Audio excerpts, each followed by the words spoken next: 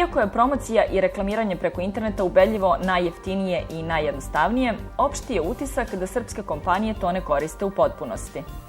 Upravo zato smo zamolili internet gurua Miloja Sekulića da da par saveta kako malim preduzetnicima, tako i velikim firmama. Imam osjećaj da se nekako u zadnje vreme tog social weba, weba 2.0, korporativni sajtovi zanemaruju, malo se o njima priča, međutim, preduzetnik, privrednik, malo srednje, do najvećih preduzeća, treba da budu svesni da je stvari njihov korporativni sajt njihova prva i osnovna lična karta.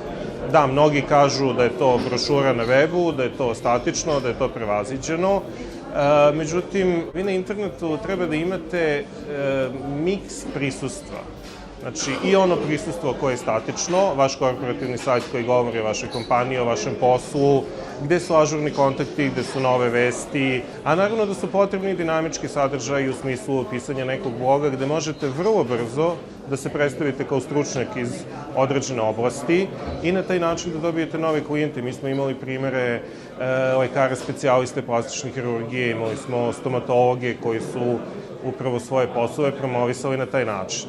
Naravno, putem dijaloga sa korisnicima interneta, preko svojih profila na društvenim mrežama, društvenim medijima, preko postavljanja materijala na YouTube, na Flickr, možete i da se ispromovišete i da se približite korisnicima i najbitnije od svega da steknete njihovo poverenje. Jer danas je poverenje nekako najvrednija moneta koju možete da imate. Jedan jako lep primer možete da vidite na mom blogu koji se nalazi na adresi Miloje Sekulić.rs.